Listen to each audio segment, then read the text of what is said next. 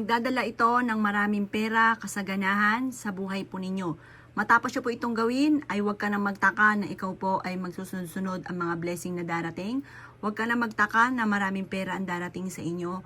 At basta sasabayan nyo palalo ng sipag at tiyaga ha. Dahil ito po ay isa sa mga sikreto para mas maging masagana ang pamumuhay ninyo at ng inyong buong pamilya.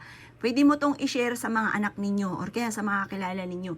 Pero wag nyo na sasabihin na kayo ay gumawa din kasi minsan may mga kumukontra. Ngayon po mga bossing ko, kailangan nyo lamang po ng piso. Kailangan nyo ng barya ng silver. Kasi ang barya, ang bilog, nagtatawag yan ng pera. At ang silver, nagtataboy ng malas. Tapos, ito naman, cinnamon po ito, cinnamon powder. Naku, wag na wag ka magpapawala ng ganito. Marami kang mabibila ng ganitong cinnamon sa mga supermarket. Mapabuo or kaya mapadurog, kagaya nitong durog, pwede po siya. Ngayon, marami ka rin mabibila ng ganito sa mga online. Ito po, proven po ito mga bossing ko ha. Basta pag ginawa nyo to, naniniwala ka. Ang gawin nyo po tuwing umaga or kaya sa umaga, ito ay hahawakan nyo. Sabihin nyo po, ganyan po ang pagkakahawak.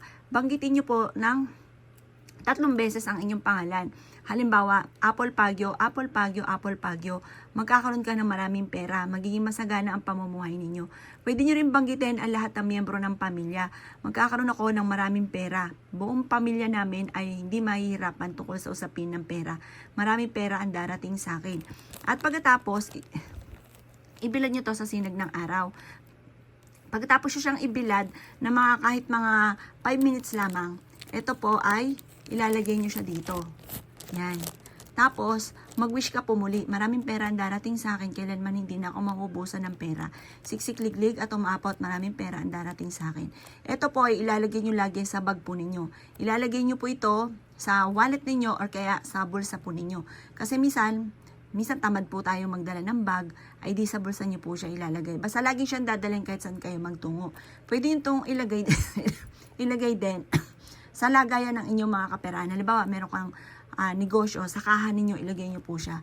Magdudulot ito ng kasaganahan. Ito po, mapapasin po ninyo na lagi ka magkakaroon ng maraming pera, hindi ka nauubusan ng maraming pera.